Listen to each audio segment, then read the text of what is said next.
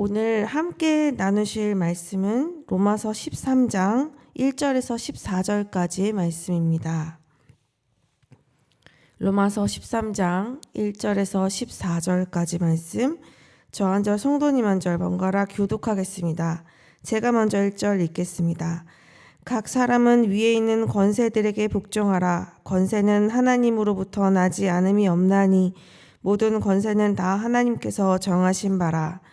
그러므로 권세를 거스르는 자는 하나님의 명을 거스름이니 거스르는 자들은 심판을 자취하리라. 다스리는 자들은 선한 일에 대하여 두려움이 되지 않고 악한 일에 대하여 되나니 내가 권세를 두려워하지 아니하려느냐. 선을 행하라. 그리하면 그에게 칭찬을 받으리라. 그는 하나님의 사자가 되어 내게 선을 베푸는 자니라. 그러나 내가 악을 행하거든 두려워하라. 그가 공연히 칼을 가지지 아니하였으니 곧 하나님의 사역자가 되어 악을 행하는 자에게 진노하심을 따라 보응하는 자니라. 그러므로 복종하지 아니할 수 없으니 진노 때문에 할 것이 아니라 양심을 따라 할 것이라. 너희가 조세를 바치는 것도 이로 말미암음이라. 그들이 하나님의 일꾼이 되어 바로 이 일에 항상 힘쓰느니라. 모든 자에게 줄 것을 주되 조세를 받을 자에게 조세를 바치고 관세를 받을 자에게 관세를 바치고 두려워할 자를 두려워하며 존경할 자를 존경하라. 피차 사랑의 빚 외에는 아무에게든지 아무 빚도 지지 말라. 남을 사랑하는 자는 율법을 다 이루었느니라. 간음하지 말라, 살인하지 말라, 도둑질하지 말라, 탐내지 말라 한 것과 그 위에 다른 계명이 있을지라도 내 이웃을 내 자신과 같이 사랑하라 하신 그 말씀 가운데 다 들었느니라. 사랑은 이웃에게 악을 행하지 아니하나니 그러므로 사랑은 율법의 완성이니라. 또한 너희가 이 시기를 알거니와 자다가 깰 때가 벌써 되었으니 이는 이제 우리의 구원이 처음 믿을 때보다 가까웠음이라. 밤이 깊고 낮이 가까웠으니 그러므로 우리가 이 어둠의 일을 벗고 빛의 갑옷을 입자.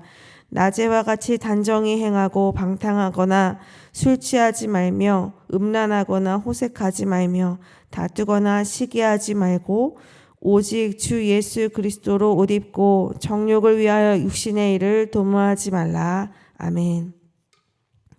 오늘 본문은 그 구원의 새 영역에 속한 그 신자의 삶을 계속 설명으로 이어나가고 있습니다. 1절에서 7절에서는 이 정부 건의에 합당한 순종을 할 것을 명하고 있고요. 8절에서 10절은 사랑과 율법의 관계에 대해서 설명합니다. 그리고 11절에서 14절은 종말에 근거한 삶에 대한 언급을 하고 있어요. 먼저 1절에서 7절을 살펴보겠습니다. 1절입니다. 각 사람은 위에 있는 권세들에게 복종하라. 권세는 하나님으로부터 나지 않음이 없나니 모든 권세는 다 하나님께서 정하신 바라.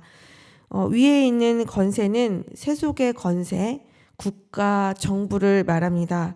바울은 이 정부의 권세에 복종할 것을 명하고 있어요.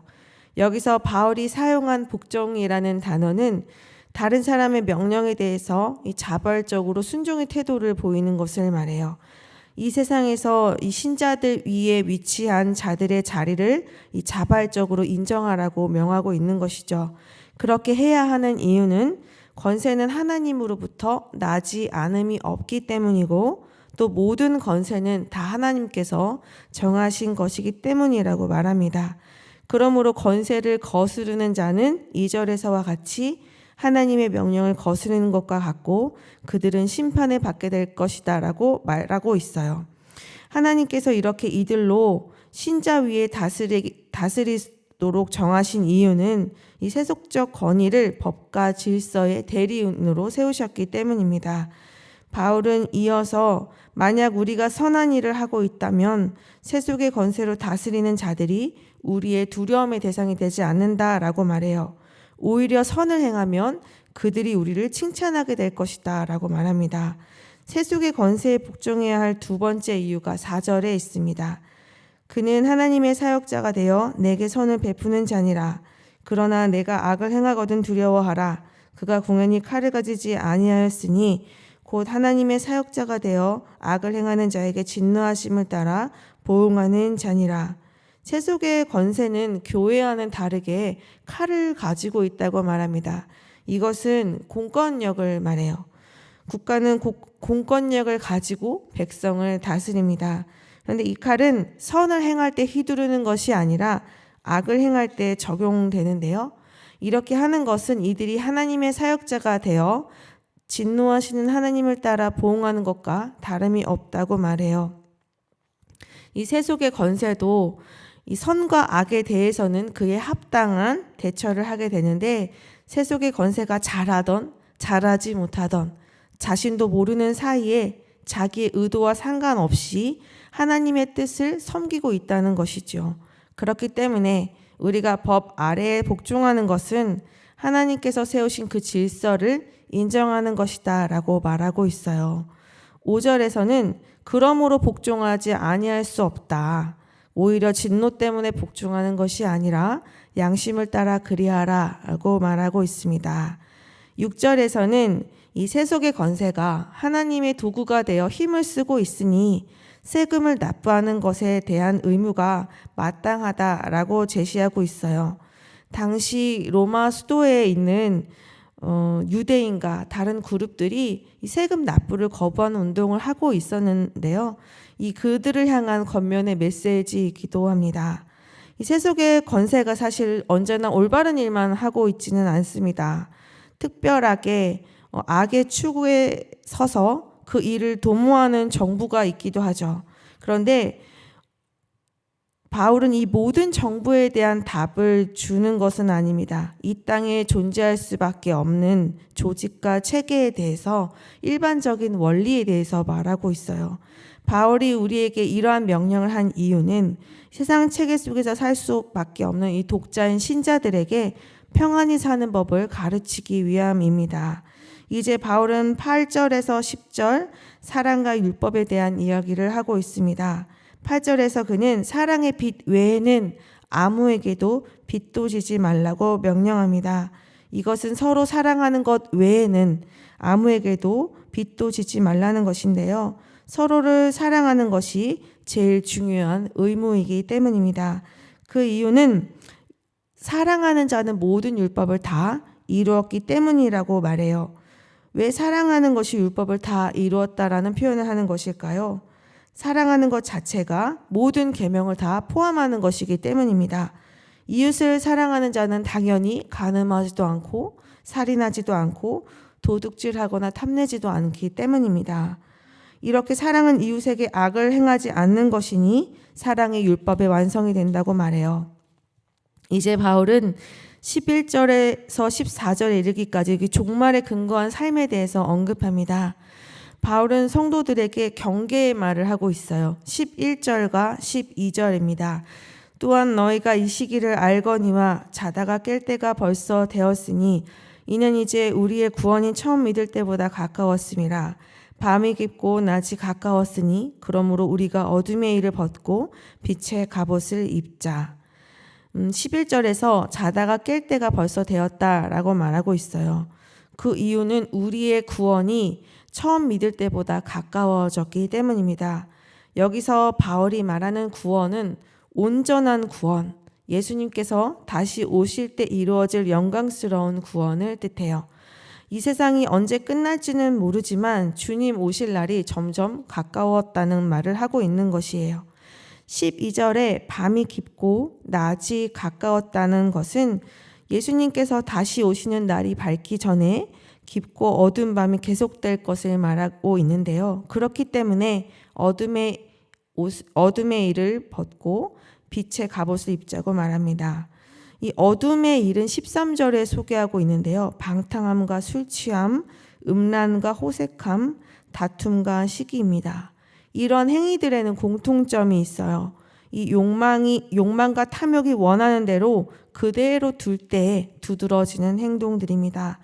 욕망과 탐욕은 제재를 가하지 않으면 자신의 영역을 한없이 펼쳐서 욕구를 누리려고 할 것입니다. 그러나 구원의 완성이 임박한 때를 인지하고 그것에 유념하여 사는 성도는 이러한 탐욕과 욕망의 자유를 그대로 보고만 있지는 않습니다. 14절입니다. 오직 주 예수 그리스도로 옷 입고 정욕을 위하여 육신의 일을 도모하지 말라. 그는 그리스도로 옷을 입습니다. 옷은 그 사람이 누구인지 알려주고 그에 걸맞는 행동을 하게 만들어줍니다. 군복이나 제복이 그 복장을 갖추는 사람의 신분을 인식시켜주고 모범을 보이게 하는 것처럼 빛의 갑옷인 그리스도로 옷을 입어 정욕의 자유함에 이끌리지 말 것을 권면하고 있습니다. 이 바울은 12장 1절에서 우리의 몸을 하나님께서 기뻐하시는 거룩한 산 제물로 드리라고 말한 후에 그러한 삶을 어떻게 보여주면 되는지를 이어서 설명하고 있어요. 교회 안에서 각 지체를 향하여 어떻게 해야 하는가, 그리고 성도를 박해하는 원수에 대해서 어떻게 해야 하는가, 그 다음 성도 위에서 성도를 다스리는 국가의 권위자에 대해서 어떻게 해야 하는가, 그리고 나 자신에 대해서는 어떻게 해야 하는가. 바울이 12장부터 쭉 소개해온 거룩한 산 제물로서의 삶, 그 방법의 핵심은 바로 사랑입니다. 사랑이 율법의 완성이므로 바울은 모든 대상에 대하여 사랑으로 반응하라고 말하고 있습니다. 오늘 본문에서 바울은 권위자를 사랑하는 방법이 이 복종이라는 것을 우리에게 알려주고 있습니다. 이 복종이라는 단어는 조금 거부감을 불러일으키는 단어이기도 하고 이 시대에 좀 자주 사용되는 목소리는 아닙니다. 그리고 우리가 보기에도 이 국가와 정부가 절대적으로 선하지도 않고 이 공정하게 보이지도 않기 때문에 바울의 이러한 말을 받아들이기가 사실 쉽지는 않습니다.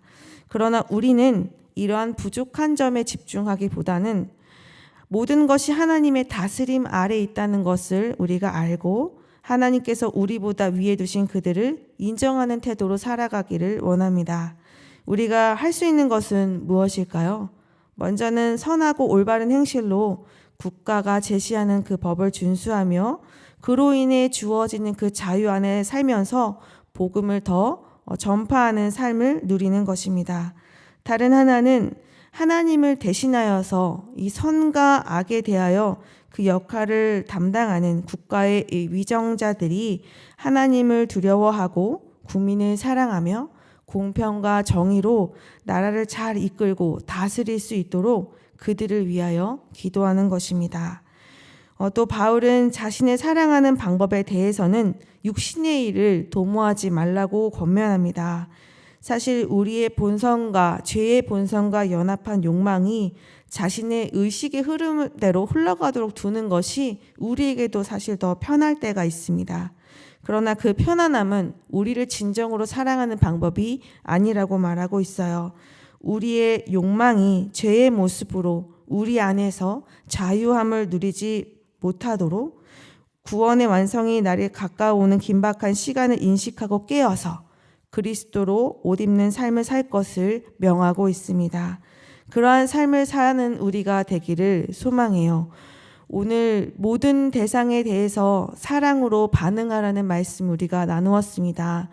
나의 삶의 모습에서는 하나님의 거룩하심이 드러나고 우리가 머무르는 이 공간에는 공평과 정의가 실현되는 은혜를 경험하는 오늘 하루가 되시기를 진심으로 소망합니다. 함께 기도하시겠습니다. 사랑이 많으신 하나님, 은혜 주심을 감사합니다. 구원받은 하나님의 자녀로서 거룩한 산 제물로 하나님께 드리는 삶에 대해서 우리가 함께 나누었습니다.